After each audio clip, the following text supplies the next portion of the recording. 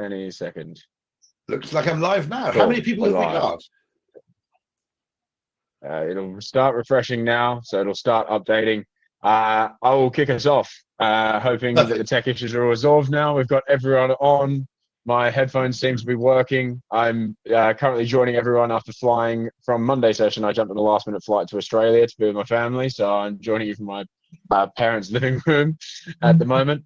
But yeah, apologies everyone for the late start. But today we're joined by founder and CEO of Herdify, Tom Ridges. And you obviously all know who Rory is, the main man behind the Mad Masters course. So today's going to be a really interesting chat. I mean, you would have seen in the modules that there is a specific module of the course all about herd behavior. And that's exactly what Herdify do. They apply herd behavior in the real world, in real scenarios. And that's why they're a perfect partner for us on this course. And Tom brings extensive knowledge about the entire concept and how it's applied and how brands, how agencies, how everyone needs it and how it's such a key component of everything. So welcome everybody. Fantastic. Just to refresh that, my point is that two massive defaults in human behavior, which make complete sense from an evolutionary perspective, is do what I did before and do what everybody else is doing. Now, anybody who has any doubts about the potency of herd behavior, if you need any kind of disabusing of the potency of herd behavior, simply have teenage children. Okay. And by the way, try not giving them an iPhone or whatever the latest thing may be. Their preference has nothing to do, absolutely zero to do with individual cost-benefit analysis on the benefits of different operating systems or handsets, and has entirely everything to do with the fact that, I mean, I actually went through the phase when my kids were very young teenagers where all kids had to have a BlackBerry, because my daughters are now 24, where you had to have a BlackBerry because you weren't on BBM and you looked like a loser if you didn't have a BlackBerry. So it's an incredibly potent thing. It's immensely important in terms of innovation, by the way, in the sense that it's a very, very small proportion of the population who are prepared to be weird enough to do anything first. Now, if you don't believe me, I was one of those people, and in about 1997, I think, I told someone at a party that I did my grocery shopping on the internet, and they laughed in my face. I used a mobile phone in 1989 on Oxford Street, and two people shouted abuse at me from passing taxis. I'm effectively the potency of adoption of solar panels. If you're a solar panel person and you wanted people to adopt solar panels, I have a very simple suggestion, which is sell them in John Lewis. Because if you sell something in John Lewis, people go, oh, that's a thing now. Normal middle class people are doing it. Okay. We mustn't forget that one of the potent things about physical retail is it doesn't just tell you what's for sale. It tells you what other people are buying. Okay. Amazon, people like this also bought that. So social proof, but also the extent to which understanding that an awful lot of behavior is effectively a form of contagion. Think back to your COVID years of the R rate and, hotspots, the spread, the fact that there was a Nike conference in Edinburgh, which caused a major COVID outbreak in various places in the world. That's how behavior spreads, fundamentally. Habit and social copying are the two default modes of human behavior. Totally sensible, because if everybody else is doing it, well, it may not be perfect, but it's probably not shit. Okay. And similarly, if I've done it before, well, I'm still alive to discuss doing it again. So it probably wasn't fatal. Yeah. Totally sensible evolutionary adaptation. But we often don't acknowledge this nearly enough. So over to Tom now to explain how they rather brilliantly do this. Well, there's not much I need to add, to be honest with you, Rory. I think you pretty much covered it. Effectively, we work with brands to predict where this contagion, word of mouth, herd mentality, whatever we want to call it, exists, right? And then if you know where that exists for a brand, it's hugely powerful. And I think I will talk about memory in a minute, because I think it really comes back to being remembered. But I wanted to pick up quickly on what you said at the beginning about children with phones, because I'm at the other end of the equation, right? My daughter's 10, so we're just approaching the secondary school conversation, which is where default people get phones. And at the wonderful Nudge Stop this year, we had Jonathan Haidt talking, and as a parent of a 10-year-old girl, him talking about teen suicide rates linked to social media and phones. You can imagine that I'm sitting there thinking, okay, but the exact pressure that you mentioned, Rory, from why all the kids wanted an iPhone is actually why it's really hard to get kids off them. I was speaking, so I'm working with the local school where my girls are at, and I was speaking to one of the mums the other night when we had a presentation about the topic, and she went, I don't want him playing Fortnite, but all his friends play Fortnite, so I feel powerless. And I think this is the crazy thing with this. Like, it's a huge opportunity for brands, but actually that same opportunity can make it really dangerous for brands if we don't consider it, because actually trying to change behaviors that are entrenched in some form of herd that's not yours, if whatever brand A, brand B, whoever your competition is, if they've got stronger herd mentality, they've got stronger social contagion, just firing ads at them or just running events is really unlikely to break that contagion in a meaningful way. So you become forgotten, or worst case, you no longer exist anymore. I think it's just something that brands don't focus enough on as part of their kind of all-up strategy.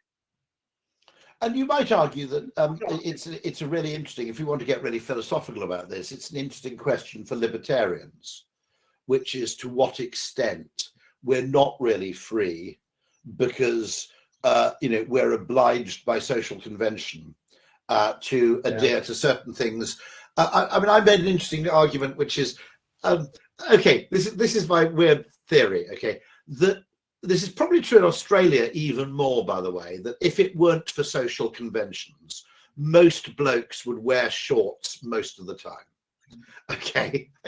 Now, certainly true in hot weather, we'd all come to the office in shorts. I would argue that a lot of English men, except for polar expeditions, would also choose to wear shorts for general comfort. But there are huge social settings where you can't do it. I don't know what percentage of the population, to be honest, are naturists. Okay. I mean, if left to your own devices, if you lived on your own in a tropical island, you probably wouldn't bother to get dressed every day. Okay. But I've often thought that, actually campaigning for the rights of people who simply want to do something. Now, the problem with naturism isn't the comfort, it's the connotations, because if you're prepared to put your hand up and say you're a naturist, people assume you're, basically a bit pervy, when actually there's a really interesting thing, by the way, which is a certain degree of sun exposure is really, really good for you. Yeah. Not excessive amounts, but a certain amount of all over skin sun exposure appears to. So they did actually research in Sweden, and they discovered that although if you're a massive, I shouldn't really tell you this, should I? Although if you're a massive sunbed addict, you actually have a higher instance of skin cancer. Yes. If you look at all causes of mortality, you're actually better off, because it appears that actually sunlight doesn't just produce vitamin D, it also produces some sort of nitric oxide thing, but which the body stores below the skin, which is really, really good for cardiac health. Okay, so we have these really quite interesting philosophical questions about to what extent we should allow people to deviate from social convention. It comes back to, and I think I heard someone talking about Will Storr the other day in the status game, and he talks about status being rewarded for adherence to group norms. I think that's the quote from the book, right? So exactly to your point, how without getting too philosophical, our society is built around us being recognised for being a good sport, right, and adhering to the behaviours of others around us. So that could be on very normal stuff like how we eat, when we eat, how we drink, but then that just spreads out through all our behaviors, the products we buy, the habits we have in terms of nutrition and health, exercise, all of these things. It all just comes back to the influence of people around us. And then we have these pockets of local social norms, like, do you hang around with people who exercise? You're more likely to exercise. And then we have countrywide social norms, right? And that's when we have political issues, right? When social norms from different countries butt up, and we have cultural insensitivities because we're not aware of other countries' social norms. We've yet to hit the the planet's social norms when we bump into other species, but I'm sure at some point there'll be geopolitical, social norm issues as well. But I think that's the interesting thing. It's the different lenses. So I would argue that wine is disproportionately popular because of the social norm that it's a way of signaling status and sophistication. I'm not saying that people don't like wine. People occasionally get me wrong. I'm not even saying that I don't like wine. I'm simply saying that people drink more wine than they would if left to their own devices, free of sort of social pressure. Women's fashion would be an interesting one. There are people who hit escape velocity. So if you're Kate Moss, you can actually turn up at a party wearing a bin liner, and because you're Kate Moss, you redefine it as something fundamentally cool. And I've just done a Christmas interview with Rick Rubin in The Spectator, which is very interesting because when rap came along, nobody liked it. It was rather like a new technology in that music journalists wouldn't take it seriously. They even said it isn't music, for example. And so occasionally you get these things where a very small, decisive group of people effectively redefine status norms. And by the way, if you want an interesting philosophical question, I think it's going to happen in the workplace where who has higher status? A guy working for Goldman Sachs in London for £250,000 a year, or someone working in a not very successful banking job, in London for £130,000 a year? I think we've answered that question. But if the guy earning £130,000 a year in the much less successful bank gets to live in Lisbon, and his social feed is full of stuff showing him basically going kite surfing at the weekend, that suddenly becomes a bit more debatable, doesn't it? Now, the person who predicted this, all credit, there aren't that many cases where someone goes, all these things are going to change. There's a guy called Geoffrey Miller, whose book, The Mating Mind, which is really a kind of precursor to Will Storr's book, The Status Game. And Miller predicted very, very early on in the days of social media that social media would fundamentally change status competition because it would change the arena in which it took place. So, for example, previously, when I was a kid, when you went on holiday, you would take photographs and you'd have them developed at Snappy Snaps. And a very small number of your friends you'd show these photographs to. If you were really boring, and this happened in the 1970s, you got your holiday photos turned into slides. I'm not making this up.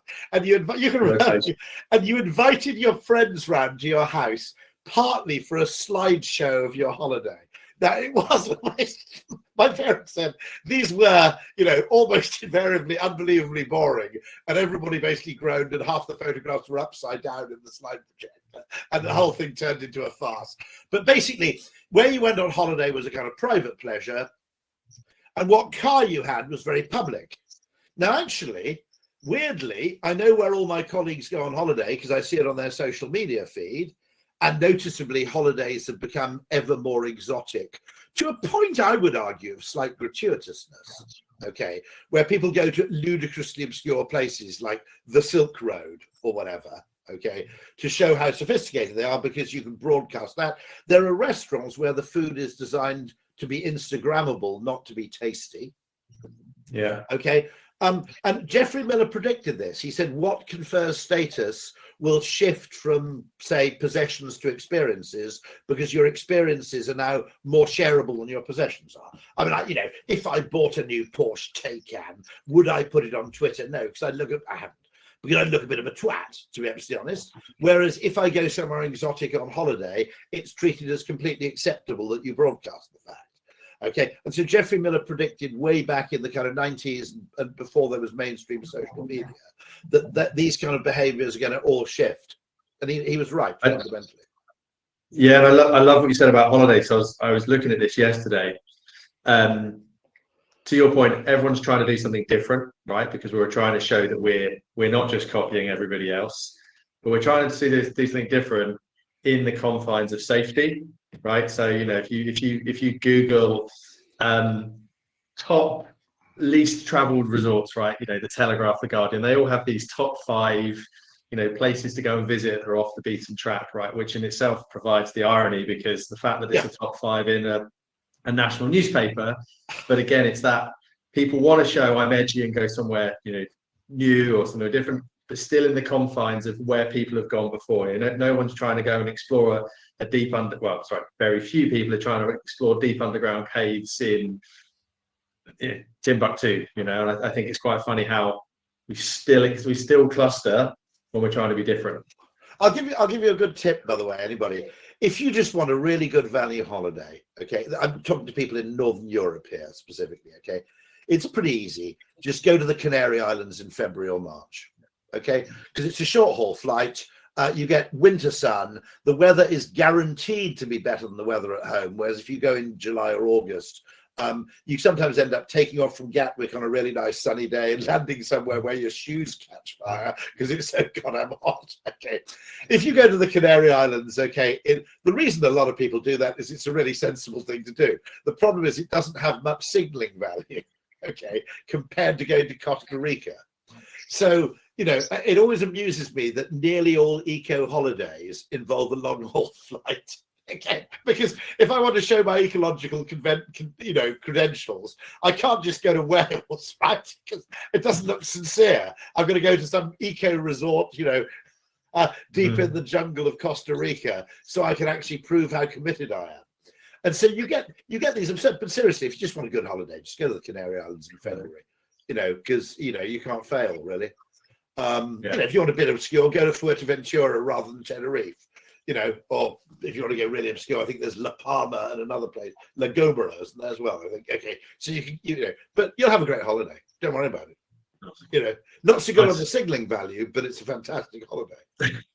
Jump in there and tie this back in. Sorry, also, I was going to jump this back and tie this back into the session. I was going to say, so a big thing that you mentioned to me before we went live, Tom, was obviously talking about her.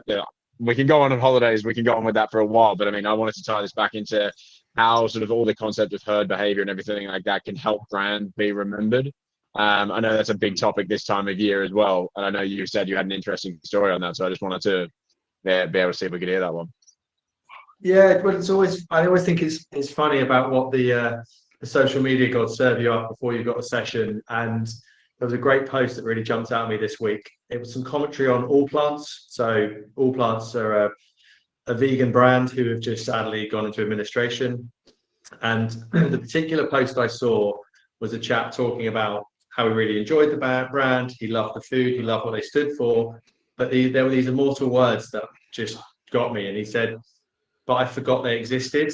And I sat there and thought, those words should haunt every consumer brand, unless you're, Coke and Pepsi. But like for everyone else, those words, because I forgot they existed, I just thought, they really should be the thing that people are scared of. Because when I look at memory, and I think you sort of touched on at the beginning, Rory, but for me, memory is relevance and repetition, right? We remember stuff that's relevant and we hear it a lot, right? So repetition's not new. Like marketing's been gone for frequency a lot, but actually, if it's relevant, and generally things are relevant because people around us are doing them, right? We're much more likely to remember, and therefore I couldn't help thinking, and I commented on this exact piece, but actually, if brands focused more on herd mentality in the small clusters on their journey to be a national brand, that have a much more strategic, much safer way of investment and growth, as opposed to hoping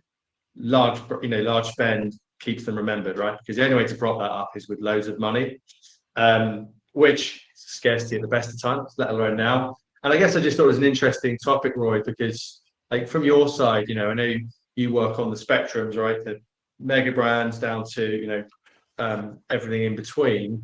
Like, do you see that memory conversation as a conscious conversation? Like, are the marketing teams talking about how do we be remembered and how do we transfer memory between people? Like, really interested to sort of explore that topic today. I mean, even for a very famous brand, there was a great advertising campaign done by J. Will Thompson for Kellogg's cornflakes, which is "Have you forgotten how good they taste?" Which is really interesting, because what had happened is that when I was in the 1960s, probably 50% of homes ate Kellogg's cornflakes for breakfast, and they were the default breakfast cereal. And then you got massive, this would happen to Gordon's Gin, it would happen to, in other words, you own this massive part of this this particular segment. Okay. And then what happened with breakfast cereal is it exploded in this kind of Cambrian explosion of kind of crunchy nut cornflakes, obviously, Cocoa Pops, Grape Nuts, all brand, muesli started coming in. And suddenly, basically, people just forgot about it. And actually, they never really stopped, like your friend with all plants, they never really stopped enjoying Kellogg cornflakes. They just forgotten how good they taste, which they do actually taste pretty good. Cornflakes, actually. And that question, but also I think you're absolutely right, which is that if you can be part of a conversation or you can be visible densely within a network of people.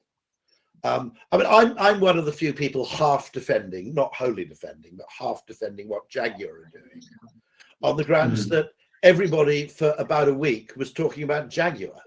Now, nobody was talking about Jaguar apart from car nuts and, a few, old blokes with cravats. Nobody was talking about the brand for 25 years. And the very fact that it's salient and part of a conversation, attention, we forget this, but being famous, and fame probably grows from a small place to a big place. So, the great music stars, whether, are crossover hits, they start in country, say, and they cross over to pop. And I think what you're doing is really interesting because you basically take, as Herdify, you basically just look at sales data and you see those pockets of the country where something is getting big. Now, interestingly, it's also worth looking because you can also see which are the pockets of the country where something gets big and dies and which are the pockets where something gets big and sticks, which I think is a really, really interesting distinction because there are a lot of things, there are a lot of flash in the pan things in terms of sales. But we worked with, so as I say, we worked on that. We worked with the company names will remain nameless for this particular anecdote, but we worked with a brand and we saw what we saw, and then it was like a hand grenade went off, right? And it was desolate, and we saw this pattern repeating all around the country. So we hypothesized product fault. There was obviously some initial excitement and herding around the product, so to get the accelerative growth, and then it was hitting a point and it was dying. So we thought, well, something's happening likely with the product. You can imagine that when you tell people that they've got a problem with their product, it's generally not received very well. So we were frog marched out the room, metaphorically, and then 6 months later, to huge fanfare in the national press, large advertising, redesigned product, new and improved. So detecting, because to my early story about phones, right? This herd mentality can be a really positive force, but if it's not, it can become very destructive for a brand very quickly. So the famous phrase is, if you want to kill a bad product quickly, do good advertising, because it means that a lot of people try it very quickly, very rapidly, don't like it, say they don't like it, and basically kill it. So, by the way, those measures, like to what extent is adoption localized, is really important, because if you don't have a huge advertising budget, you've got to concentrate somewhere, and concentrating on the areas where there's pre-existing momentum, which is effectively what you'll do, is you'll feed media buyers postcodes, literally, is that right? Which are down to any level of granularity they like, where the product appears to be taking off disproportionately or taking hold disproportionately. So they can then further strengthen that by advertising disproportionately to those people. It also tells you, by the way, I might also say it works backwards, because you can also tell your advertisers where not to bother advertising yet. Yeah. Well, it always reminds me, you can correct me if I've got the details wrong, but I think, was it you were trying to get BT to rebrand regionally? Was it BT Kent? Yes, absolutely right. Yeah, I could never win that battle. And my argument, I said, when you upgrade to fiber to the home, make it a local communication about the town, okay? Yeah. Because that will automatically, anything that's local is automatically deemed more relevant. And I can never get them to put the county or the town on the envelope. I don't know why they wouldn't do it, but they just didn't understand the logic of it. Yeah, and I think that's the fascinating thing for me on this whole topic, because you've hit the nail on the head. Locality matters, even if you're a national brand. But there's almost, and I don't know what it is, but I've got this assumption about pride, that actually there's more pride in being a national brand. So if you start putting regions and locality on it, when you go home and tell your mum at Christmas that you're the CEO of a regional company, or she sees the regional press with it just doesn't have that gravitas. And I'm being a bit flippant there, but I struggle to bridge that gap of why, when we know locality works, why so many national brands almost shun it and think, no, we'll just go everywhere at their expense and at the risk for the business. That's the bit that gets me. It's hugely risky for the business to not consider behavior in this way. Yeah, that's really, really true. And people live their lives locally, overwhelmingly. Funnily enough, it's really interesting if you look at the perceptions of happiness. If you ask people how happy are you with things in Britain, they say everything's terrible. And if you say how happy are you with things in Folkestone, they go, I really like it. I mean, it affects. But I mean, what seems to be really, really important is that the two things you can measure are where something is taking root, and you can also see, as you said, the pattern of. So effectively, you saw lots of patterns of growth of this new product that must remain nameless. But then after a short period, it just dropped to zero. So that's hugely important market intelligence, which almost certainly, because if you haven't got repeat business, there's no point in trying to become a national brand. Okay, if people only bought Coca-Cola once. Right. Okay. Yeah. There's not much point. And I wonder whether that's it sometimes, because I know we talk about the importance of light buyers for Coca-Cola, right? They need the people that I probably drink a Coke once a year, so getting me to drink 3 Cokes a year, if they can do that, that's a good thing. But actually, when you step down, right, and you're Tom Ridge's Cola with very little market presence, nobody knows who we are, no mental availability,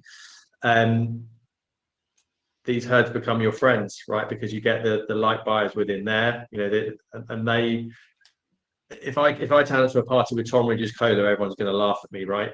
Until 5 other people have already turned up to that party, then it becomes the norm, and actually these little pockets just become the seeds for growth. And I just think it's a fascinating area for brands. And I think it's also, by the way, an incredibly important thing to do, not only at the level of the brand, but at the level of the category. So electric car buying is almost, I mentioned solar panels. Okay, we know if there's someone visibly drinking Guinness in a pub when someone walks in. Of course, the great thing that Guinness enjoys as a drink is it is visible when you're drinking Guinness because it's black. Okay, cider didn't benefit from this because you can't tell that cider isn't lager unless you look really closely, whereas Guinness is kind of, they might be Murphy's, but Guinness is obviously Guinness. And I can't remember what the likelihood is, but everybody else who walks into the pub is like 20% more likely to order Guinness from that point on, because someone's taken the first move. And solar panels, once one person in a street gets solar panels, the likelihood that other people do goes up massively. And so, one of the things I'd look at is things like pockets where the electric car is being heavily adopted, because it'll be much, much easier to sell an electric car to people who have 2 neighbors who have an electric car than to people who don't know anybody who has an electric car. I only got an electric car because my brother got one, and my brother was able to explain all the shit to me and reassure me. I wouldn't have got it otherwise. Yeah, I will bang on to anyone that will listen about this bloody EV issue that, I don't ignore the fact that there's infrastructure and there's costs behind it, right? So it's not applicable for everybody, but there's huge swathes of the population where neither of those things are a problem that don't buy. And for me, that's exactly what you've said, because there's fear, and we post-rationalize that with something like range anxiety. I think your book, Transport for Humans, 60% of our journeys are sub 5 miles, right? And I've yet to see an EV that can't deal with that range. And And it's this, we're going down this, is it China's fault for flooding the market with cheap cars? Is there enough infrastructure? And actually, if the brand's focused on, let's find the pockets that will adopt EVs. You can, where not, go and sell your combustion engines, and actually have a strategic path to growth through EV. Would just give them much more predictability, and it's a huge source of frustration, because I think there's a good reason we should be adopting them, and I think the reasons we're not are not a lot of the reasons that we're being. A lot of the reasons are really silly, because if you think about it, you get Londoners going, "Oh, there's nowhere I can charge at home," and you go, "Yeah, but you're a Londoner, right? You probably drive 17 miles a week, okay, and you're going at 20 miles an hour." And it's stop-start motoring, so the benefits in terms of reduced pollution are much higher for London than they would be for West Wales, okay, realistically, okay. So you're benefiting society much more. Start motoring, the electric car is vastly more efficient at that. It's not that much better than a petrol car on a motorway going at a constant 70.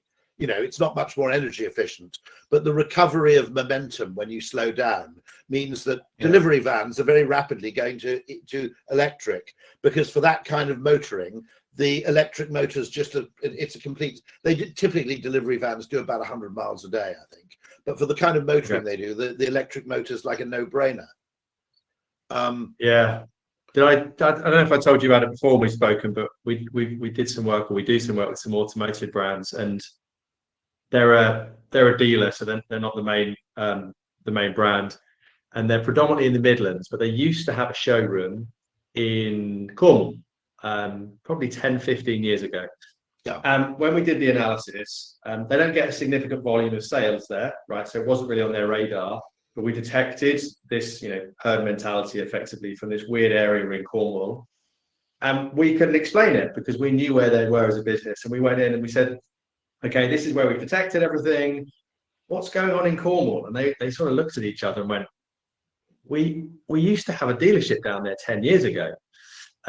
So what's become apparent is they obviously built some form of loyalty, some herd mentality around that dealership in the region, and that memory persisted.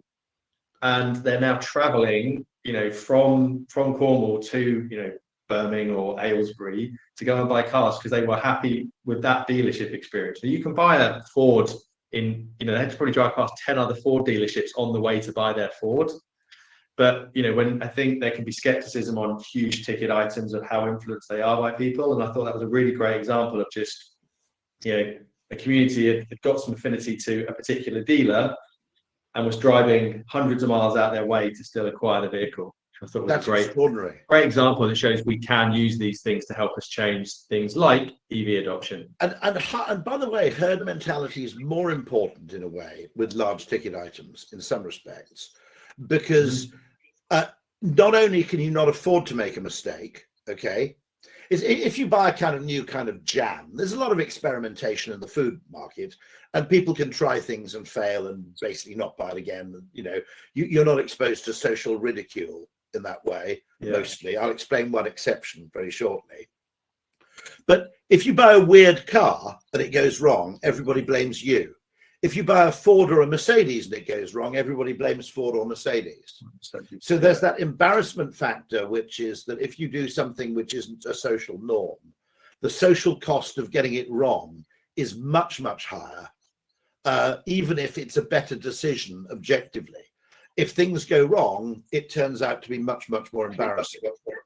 Now, the one weird exception to that, which I could never get my head around, is my kids' unbelievable loyalty to Domino's, which came down to the fact that if you're in a group of friends and you ordered all your friends, I said, don't you prefer Papa John's, or why don't you just try Papa John's? It's not fair.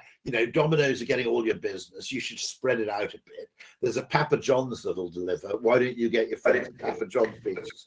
And they said, if a friend doesn't like their Domino's pizza, they either blame Domino's or they think they made the wrong decision and they blame themselves. Okay. If they don't like their Papa John's pizza, they blame you for not going to Domino's. So you get these incredible asymmetries when people are making a purchase decision which affects other people. Yeah. You get these massive asymmetries caused, which is doing something. We call this the Heathrow effect, which I talk about in the course, which is that why is it that no travel agent would ever recommend London City or Gatwick, and they'd always recommend JFK rather than Newark, even though I would argue that Newark's better than JFK and London City's better than Heathrow. Yeah. And the whole reason is that if you're the intermediary making the decision, no one can shout at you.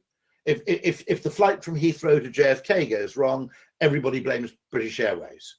If you book your boss on a flight from Newark and it goes wrong, the boss blames you for not choosing JFK, basically. Yeah.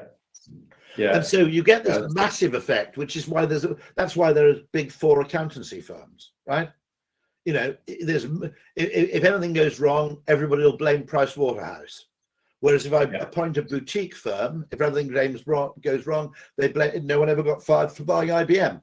It's the whole thing. Yeah. Massively potent. I think, and I liked your view on Jaguar. Actually, I guess if people haven't seen it, your interview on the Spectator, or at least where I caught it, because you made the point about them trying to move away from competing with Audi and BMW to competing with Aston Martin and Lamborghini.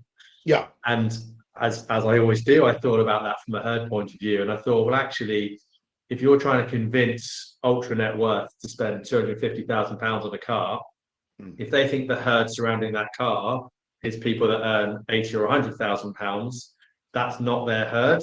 No. So they've almost got to do a bit of disruption within their existing herd to reposition it to get, that new group to adopt it, because otherwise they're going to be looking in and say, they're not my people. I'm going to go and buy what my people buy. They buy Aston Martins, they buy Lamborghinis, they buy Ferraris. And you might argue, you see, that the whole car market's been disrupted. Now, Roger L. Martin and Mark Ritson have both slammed this thing because it completely breaks the normal rules of brand management, which it does, by the way. Mm-hmm. But if you're, my point was the example, quite rightly, which Roger Martin cites, is Tropicana, which redesigned their packaging and lost about 25% of sales. But the point about Tropicana was Tropicana wasn't in crisis. Okay, it was an extremely successful. In fact, it owned the fresh orange juice category. In most American supermarkets, you'd have, own brand, and you'd have Tropicana. And it had this incredible bit of kind of what you might call semiotics, which is a straw stuck into an orange, which says fresh orange juice. And they changed to packaging, which showed orange juice as a liquid in a glass. Now, semiotically, that says orange flavored drink. It says long life orange juice. It doesn't say fresh orange juice. Okay, terrible thing to do. I mean, I'm the first to agree that was a terrible bit of brand management. Now, Jaguar, in fairness, they didn't change their name to Snickers, right? Okay, they're still called Jaguar. They're still, they're still making high-end cars. You might argue that where Jaguar really went wrong was trying to be a mass car manufacturer, which they did when they built a Jaguar on the floor pan of the Ford Mondeo. Okay, that was probably where they went wrong, actually. And the, it's a premium brand. You also have the fact that they're going to be made in the UK, right? Well, you want them to be made in the UK. We can't compete with Chinese manufacturers on simple manufacturing efficiency. You have to have an appeal to basically people with quite a lot of discretionary income who want to buy a car that's actually made in the UK rather than made in Shenzhen or wherever it might be. I mean, the whole car market changes because performance, to some extent, performance and fuel economy and quietness and comfort with electric cars are all kind of pretty much a given. Okay, on Carnot theory, the performance thing, which is where cars competed, the conventional Carnot thing of how now there are a few cars. Okay, at the level of Bentley, Rolls-Royce, Aston Martin, you did produce cars which are really comfortable, really quiet, and really fast. But it was a really expensive thing to do, right? Okay, now actually an electric Skoda is really comfortable, really quiet, really reliable, really economical, and really fast. So you have to go and say, okay, the locus of competition in the car market isn't where it used to be. And the other thing is, I would argue that the market will look at this And they'll say there are car brands like Kia and Hyundai, which are kind of enthusiastic adopters of electrification. And then there are brands like Volkswagen, which are kind of dragging their heels. And I'd rather buy from someone who's an enthusiastic advocate of electrification, who's gone all in, as Jaguar has, or as Kia and Hyundai, you know, to a large extent seem to have done. Okay, I'd rather buy from someone who really wants to be doing this than someone who's reluctant about it. Yeah, yeah. But I mean, actually looking at those pockets will be very, very interesting because, you know, the question, you know, I mean, I was talking to Rick Rubin and he was in Hawaii and he'd heard about the whole Jaguar debate. I said, look, you're in Hawaii, mate. You probably haven't heard about this Jaguar. No. He said, I've heard of it. Now, hold on. Yeah. That's the first time Rick Rubin, Jaguar has actually entered Rick Rubin's consciousness, you know, in 20 years. Yeah.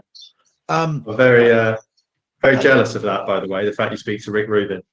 I mean, there is an interesting thing, by the way, about herd mentality, which is that Apple has never succeeded in categories where you don't use the product in public.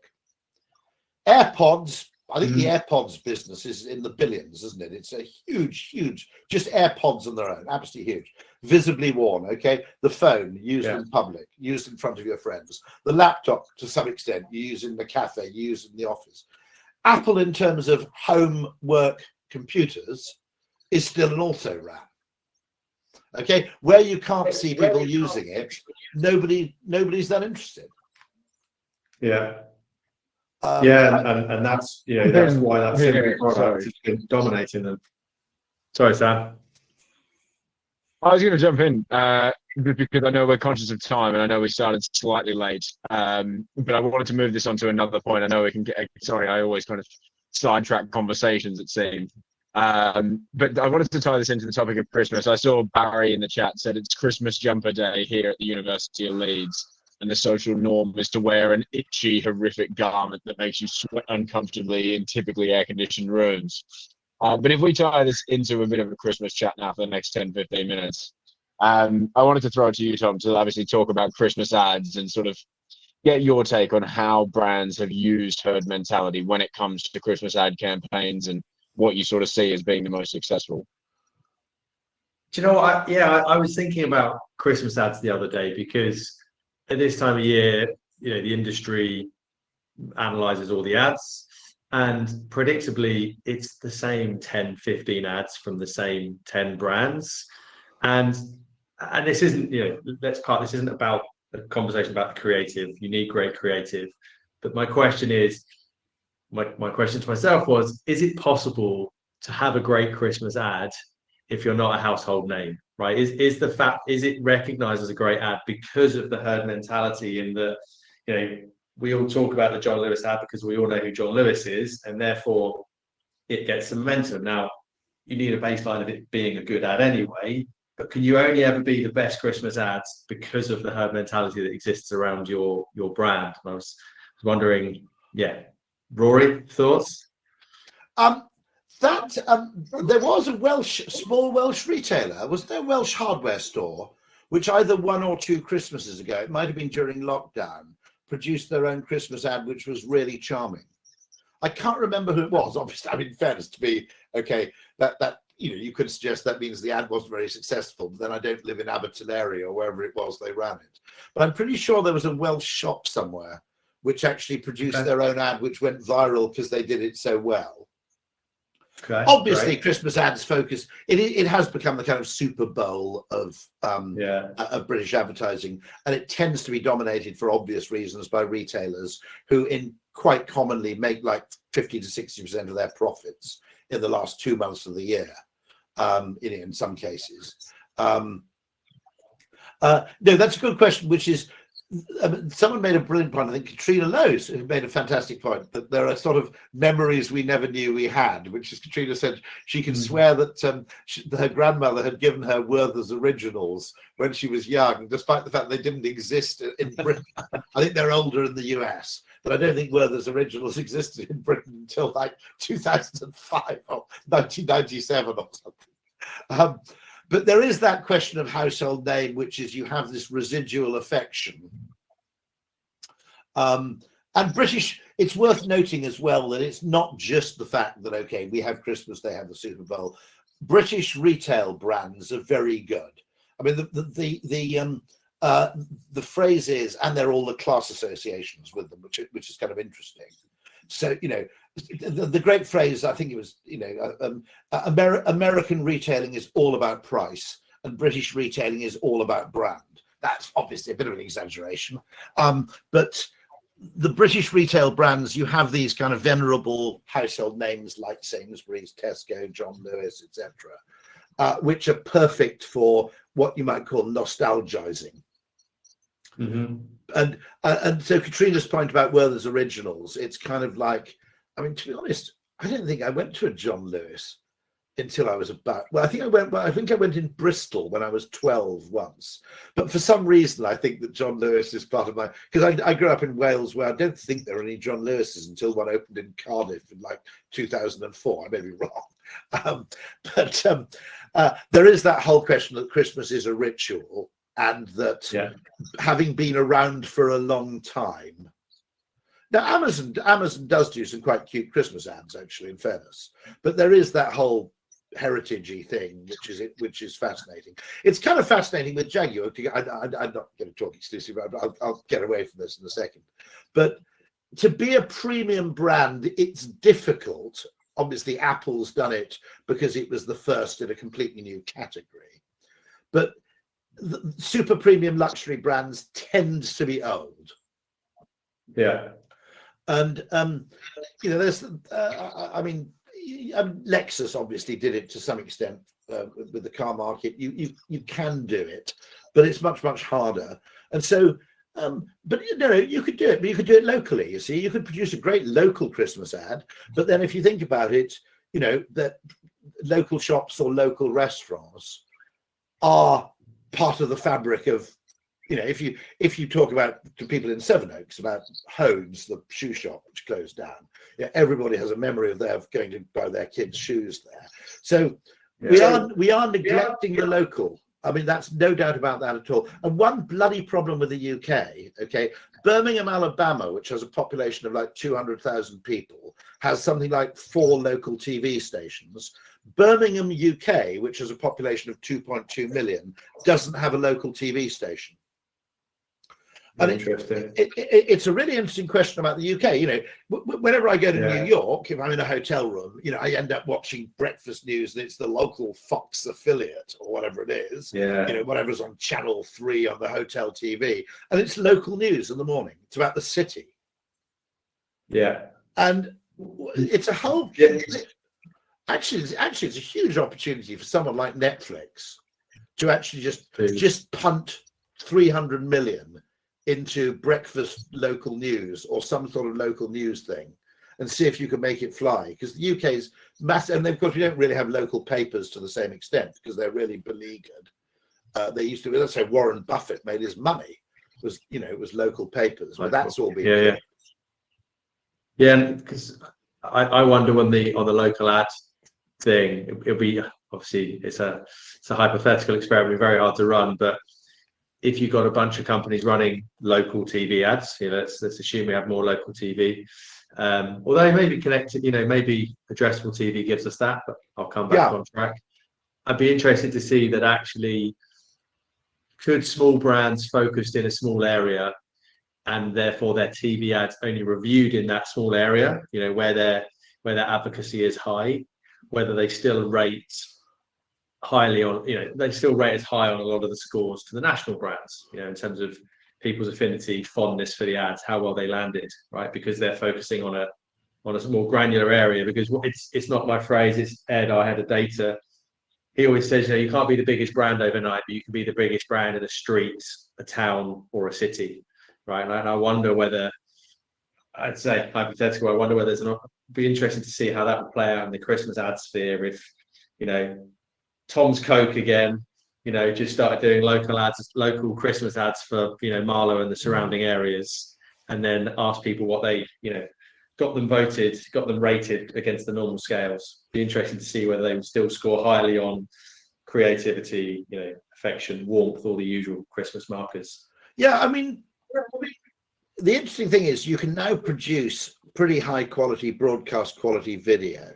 Okay, it's not like the 1980s where, I mean, in my childhood, I grew up in the HTV West TV area, although I lived in Wales, because everybody who's close to the English border basically oriented their aerial towards either Central or HTV West to avoid getting Welsh language programs, which we couldn't understand. Okay, right.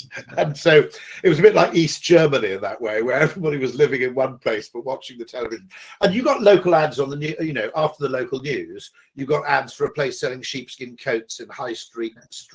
If anybody, by the way, grew up in is my age and grew up in the HTV West TV area, they will know that there was a shop in the 1970s selling sheepskin coats, High Street, opposite the Shell garage, which I can still remember tragically. I mean, no use to me whatsoever. Opposite the Shell garage was always that was their end line. And Pearl and Dean, of course, you used to get local cinema ads. And it does, I mean, you're absolutely right, which is you can kind of be world famous in Reading, I think. And actually, it's got to remember, it starts local. Yeah. I mean, a friend who went back to Liverpool ended up snogging someone called Paul McCartney back in the early 60s. And some of her friends said, hey, you've just snogged Paul McCartney. Because who's Paul McCartney? He's one of the Beatles. Who are they? But I mean, you know, it starts small. And actually, you're probably right that effectively being below critical mass everywhere is a lot worse, you know, as a way to grow than being above critical mass somewhere. I think that makes absolute sense. I mean, there were interesting, okay, here's an interesting one, which is the extent to which a few brands have grown through very, very clever merchandising and placement. So you've got to be old to realize this, but San Pellegrino, which is probably, is it the most successful sparkling water? Yeah, I'm pretty confident saying that. Someone will tell me I'm slightly wrong, but it'll be that or Highland Spring or something like that. Okay. But San Pellegrino, for the first 5 years of its existence, it was only available in Pizza Express, as far as I can remember.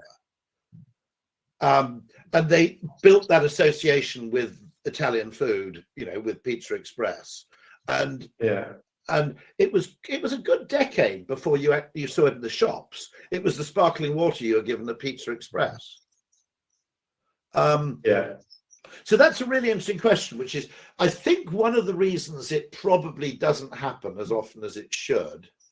It's interesting to see Katrina Lowe's on the call, because she might remember I was trying to say, you know, localize the direct mail, because it, you know, it's automatically, you know, good news for broadband customers in Kent is a totally different message, or Sevenoaks is a totally different message to good news to broadband customers, which is just generic. You know, and the open rate's going to be 4 times higher regardless of anything else. Okay, and I think one of the reasons why people don't like localization is it's slow. It may be more effective, okay, but but people want to pretend they can make a difference in 2 years. And they say, no, we're going to go national and we're going to grow. And actually, I mean, there are an awful lot of brands which started, I mean, all American brands, all those national American brands started local. Yeah, I think it comes back to the planning fallacy. You know, we all have to look at HS2 and to think how bad we are at planning. And I think it's very sexy to put on a plan that you're going to be a national brand in 2 years' time. And actually, if we do it locally, it'll be slow. But if you built a brand slowly and with your plan for 2 years and looked at it, I would argue that in 5 years' time, the one that went community to community to community to community strategically would probably orders of magnitude bigger, the ones that had an aggressive growth plan to blanket everywhere. But 2 years wasn't realistic. So I think it's our lack of ability to plan properly or look forward convinces us that slow is actually slow when it's not actually slow. No, and it is kind of, it is a really interesting question, this, which is that what if you have a tribe? Obviously, you can't be constrained by the tribe in perpetuity, but fundamentally, if we believe that people are comfortable buying things that people they know do, I mean, all these holiday destinations that you were talking about, pretty much, I mean, I'll give you a really interesting case, by the way, about social norming, which I think is relevant, okay? Which is, I asked my colleague, who's Stefan Vogel, who's the creative director of Ogilvy Europe, and he's based in Germany. I said, why do the Germans not make anything of Germany as a tourist destination? Because I said, it's actually, Germany's not, okay, it's not brilliant for coastline because they've only got coastline at the north, but it's got a very nice very nice summer climate. It's very, very good infrastructure. It's very good value for money, and the towns and cities are fantastic, right? You know, I spent 2 days in Bonn and a couple of days in Dusseldorf, and they're fantastic places. And he said, well, all their tourist advertising, because I looked, I said, why? I've never seen an ad saying go to Germany, right, on holiday. And he said, well, no, all the tourist budgets after World War II, it all happens at the level of the lender, the individual states. And so the tourist budget isn't come to Germany on holiday. You could come to Nordrhein-Westfalen or come to Schleswig-Holstein, but they haven't got a budget. They haven't pooled a budget for Germany. And I said, well, you can't really do ads in London going, take your holiday in Schleswig-Holstein, okay, right? But if you said go to Germany on holiday, there's Berlin, obviously, which is a thing in its own right, which is a sort of nightlife destination. But the rest of Germany is completely, Leipzig, Weimar, fantastic cities. And they don't feature in the kind of weekend break, city break destination. And my contention is that's just because no one's ever suggested it. Okay, no one's normalized it through advertising. And so people just assume, well, nobody does that, so I'm not going to do it. Okay, and so we said, you know, we actually had this idea to go to the German government and say, you need to have a levy on the individual lenders' tourist budgets. And you need, because the only advertising I could find saying go to Germany, I looked for it on Google. The only advertising Germany as a tourist destination is Nazi era advertising featuring Aryan girls picking flowers on a hillside. Okay, I couldn't find anything after 1945. And I said, that's because there isn't any. And if you don't, one of the things advertising does do when it either is mass or appears to be mass is it makes you think a lot of people must be doing this because they're telling a lot of people about it. Yeah. Okay. Yeah. You know, whereas we automatically, you know, my hunch is that most of the people on this call, I mean, if it hadn't been my wife speaks fluent German and I've spent a lot of time there, I never would have gone to Germany on holiday. We'd have gone on a business trip to Frankfurt, and that would have been the end of it. But actually, an awful lot of this is, you know, an awful lot of mass advertising is actually implicit normalization of things. Yeah, I think that's a great, almost, I know I'm conscious Sam's trying to butt in on time, but just on that last point, I think the fact that advertising is there to normalize the behavior, you know, I think it's a great point. Sorry, Sam, I know you were eager to jump in there. I jumped ahead of you. No, that's fine. You're right. Yeah, conscious of time. I know we started a bit late, but I'm pretty sure that's been about an hour now anyway. I'm conscious we've had a few questions come in the Q&A section. Just as like a little point to people, we don't usually use this one as a Q&A. We sometimes try and get them in.